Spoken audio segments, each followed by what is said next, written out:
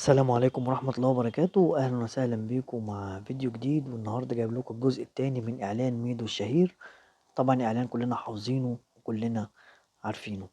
نشوف الإعلان ونرجع لحضراتكم تاني. وكل سنة وانتم طيبين. ميدو.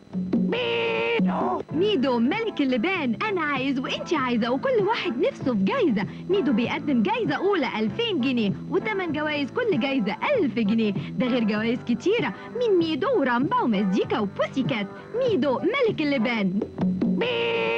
الإعلان التاني يا جماعة إعلان طبعا نادر جدا جدا، طبعا شاي بروك بوند.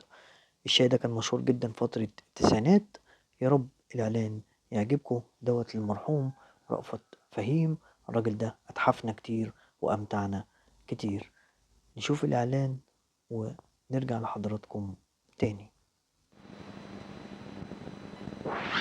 احب البروك بوند تي باج زي ابو فتله لاي ظروف ومش لاي ضيوف، لانه ايزي، وايزي يعني سهل، وكل واحد يمسك التي باجز بروك بوند بتاعه ينزله يطلعه يخففه يتقله. ايزي يا فندم، ايزي. شاي بروك بوند الأصلي، على الأصل دور. كواليتي يا فندم، كواليتي.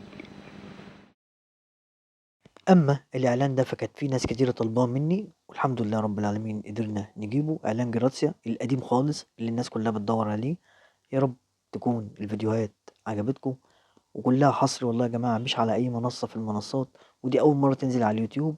يا ريت تعمل لي كومنت وتكتب لي الإعلان اللي أنت نفسك فيه. والفترة الجاية إن شاء الله في حاجات لشريهان وحاجات لفريد شوقي مش موجودة عند حد، بإذن الله هنزلها قريب. متنساش تكتب لي كومنت. والسلام عليكم ورحمة الله. ياي ريحة أكلة شو حلوة. ولو اسمها جراتسيا. ولا شو عم تعمل عندك؟ رح فهمك يا حياتي. هيت لهون، بدي شوف بشو أحلى مني جراتسيا.